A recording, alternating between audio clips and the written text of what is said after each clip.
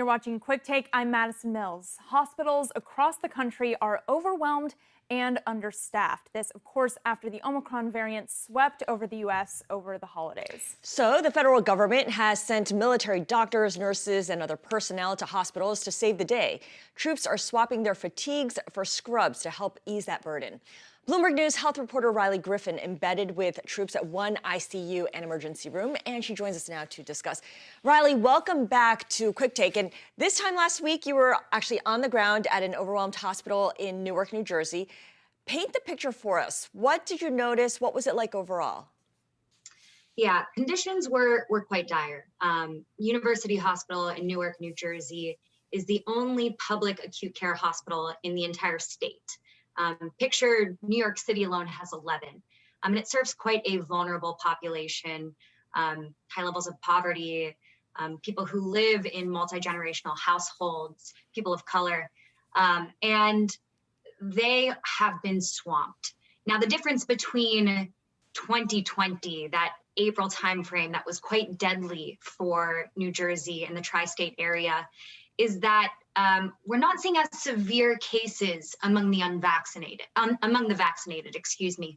But Omicron really took a toll on the hospital staff. 1/3 of the hospital's clinical staff actually was out at home earlier in January. So they were really short-staffed and so happy for the troops to be on the ground supporting them. Yeah, so what did that kind of look like, Riley, in terms of the integration of the National Guard, the Army Corps of Engineers coming in to take care of folks? How did they integrate with the healthcare workers who didn't get sick and were able to kind of stay at the hospital? So there were 25 troops at University Hospital, and they were deployed throughout the hospital in the units that were hardest hit. So those that were really short-staffed. That was the ICU, that was the progressive care unit, the emergency department. And they were really making life easier for the doctors and nurses, University Hospital's own soldiers that have been there for the last 2 years. University Hospital's facilities are outdated. In places, they were using plastic to shield off COVID patients. In other parts of the emergency department, those who were COVID positive were basically out in a room open with other regular people that they were seeing. So it was flooded. There were 72 patients with COVID that day. 16 were on ventilators, and the vast majority were unvaccinated, which has been quite difficult for hospital workers to grapple with, knowing that this outcome could be prevented. What was the proportion of military staff versus civilian staff? And the reason I ask is because while this is a great stopgap, it's not a permanent solution because the troops are leaving in a couple of weeks, right? That's precisely it. This is a 30-day mission. Most of the troops had come from Fort Polk in Louisiana, and there were just 25 of them. They brought a lot of energy to the room, but naturally that's not enough to create a sense of longevity and fix staffing issues that this hospital has faced, as have others around the country. In all, nationally, we're seeing 1,400 troops deployed. And they could have another mission after this, these troops. They could be sent to Maine. They could be sent to Michigan. So they're waiting for that command. But you're precisely right. 25 people is an important way to plug gaps, but it's not a long-term solution.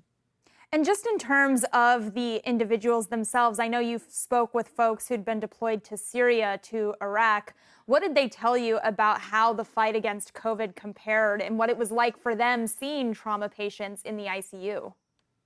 So a lot of these soldiers haven't been in civilian hospitals in years, if not since medical school and nursing school. So it was an incredibly different environment. University Hospital needs some work on its infrastructure, but to Captain Jamie Dowd, for example, she said this was pretty robust compared to the hospitals she essentially built by hand in Syria and Iraq.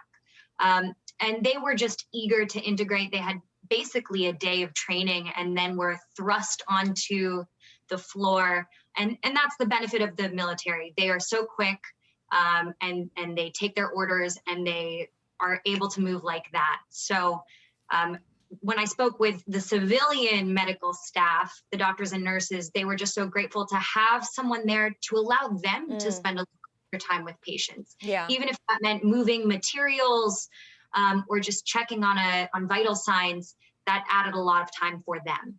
Well, following on that, what was the transition like for patients to go from civilian medical staff to military medical staff? Is this something that they would notice in the care?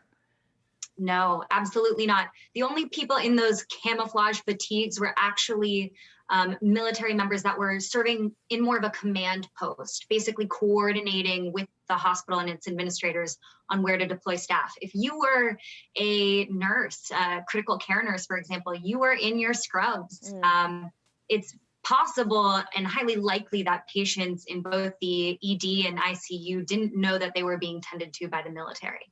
Yeah, it is just kind of depressing, but also heartwarming in a way, thinking of everyone kind of coming together to keep people as healthy as possible. Riley, what do we know about the extent to which this is happening nationally? Because luckily hospitalizations have been going down. I think we've seen an 18% decrease over the past 7 days. Is that steep decline in hospitalizations going to ease the load on our ICUs and emergency rooms across the U.S. enough to where this extra help is not as needed? No doubt. It's a really important sign that we're seeing hospitalizations trend down, and that's taking place in Newark as well. One thing, when I spoke with the CEO of University Hospital, he watches closely for that peak in decline, because when people identified the peak in Newark, for example, January 5th, he knew that the worst was still to come because hospitalizations tend to follow cases. So if you are in a community that's just reaching your peak, that doesn't mean that your hospital is letting up. If anything, it could be getting worse. But across the country, we're seeing levels decrease. And the real question should become, how do we ensure that we are better prepared and better staffed for a subsequent wave, whether from COVID or other viral threats? This is not something they have long-term plans in place for, the University Hospital CEO told me. Yeah. And Riley, just in our final question to you, you've been covering this pandemic since the beginning. I remember calling you when I was still living at home in the early days when we thought this was going to end in a month. What surprised you once you were in this hospital, given that you have covered this for over 2 years? Was there anything that really stuck out to you and felt like something you maybe hadn't come across in your reporting previously? It's a really great question. Like you said, I've been covering this for 2 years. This was my first time really having the opportunity to embed in the ICU. I have been to vaccination sites and testing spaces, but not yet in a space like this. I would just remind our viewers that even while we have hope for that endemic phase, people are still working really hard, and the resilience that you see in the hospital is incredible. It's tough, and the hospital workers are human too, and they're no longer getting the clapping and the cheering and the free meals and the support that they had in the earliest stages of the pandemic. I think that really hit home with me. The CEO of the hospital said he stopped using the word resilient with his staff because it was obvious and it wasn't helpful to say that term. And that comment has stuck with me ever since. Wow, that really gave me chills, Riley. Thank you so much for giving us that context and really important reminder there. Bloomberg News health reporter Riley Griffin, thanks for joining us again on your incredible reporting.